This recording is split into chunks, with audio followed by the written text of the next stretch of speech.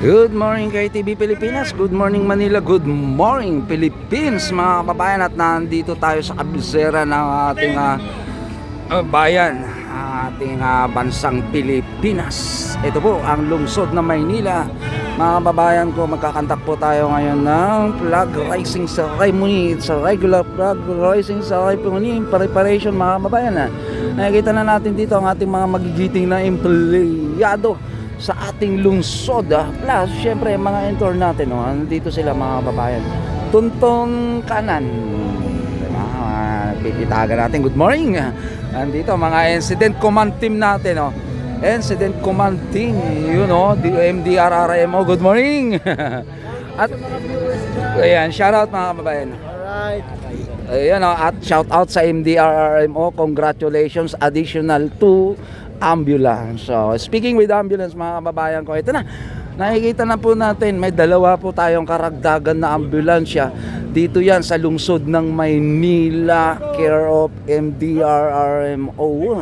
Ayan, very good sa all right para sa disaster natin. Meron tayong magagamit na bagong-bago mga kababayan, at ayan siya. Wow, ang daming laman at ganda ng loob ng ating ambulance, kompletos Ricados mga kababayan. At nandito ang ating putihing director ng DRRMO. Yan, chinecheck lang po muna nila, mga kababayan ko. Additional po ito, karagdagan po sa unit na ambulance ng lungsod ng Maynila. Keep it up, Yorme, sa team natin. 10 ng member ng inyong pamunuan sa bawat departamento ng ating lungsod ng Maynila. Antabayanan nyo guys, at i-receive po yan nila, Yorme. Hello Director, good morning po kay TV Pilipinas po. Ano po yung may input natin with regards dito sa dalawa po natin na additional ambulance? Ito po ay donasyon buhat sa isang kumpanya. Binigay po sa Manila DRRM. Opo.